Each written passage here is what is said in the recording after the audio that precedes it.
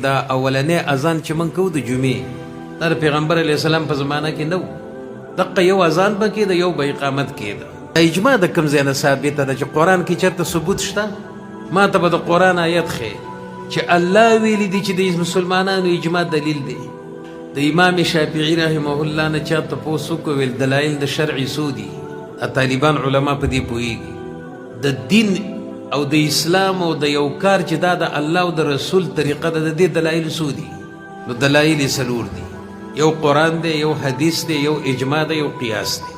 قرآن خو معنا داره چې د قرآن آیت دی، حدیث معنا داره چې صحیح حدیث دی، اجماع معنا داره چې صحابو په یو مسله اتفاق وکړو. لکه د حضرت عثمان رضی الله تعالی عنہ په دور کې دا اولنې اذان چې من کوو د جمعې دا پیغمبر علیه السلام په زمانه کې نو دغه یو اذان به کېده یو به اقامت کېده.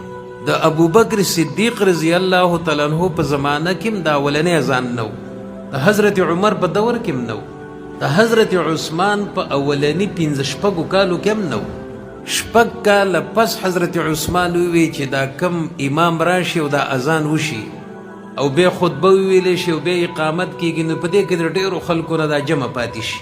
لہذا د مدینه آبادی سیوا ده او لسپیکر خو وینه نو د صحابو په مشوره یو بل اذان شروع کو چې د دې خطبې د اذان نه د سپاو شل منټه نیمه ګنټه اندازتن مخکې یو اذان پکار دی چې خلک جومات ته راشي.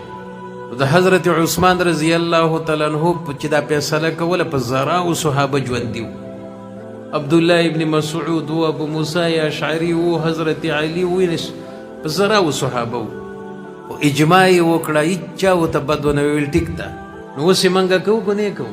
زمونږ په دې جومات کې په 12:30 بجې باندې تقریبا یو اذان وشي، بیا چې امام خطبه وایي نو بیا اذان وشي او بیا اقامت وشي. ستاسو په جوماتونو کې هم دغه شان دی.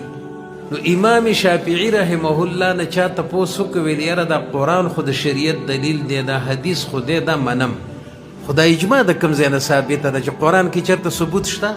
ما ته به د قرآن آیت ښیي چې الله ویلي دي چې د مسلمانانو اجماع دلیل دی. نو امام شافعي قرآن را واغسته او 40 پیرې د اول نه د اخره پورې ختم کړ، یا 2 میاشتې یا 3 میاشتې، خو 40 واري اووي آیت یې پکې پیدا نه کړ.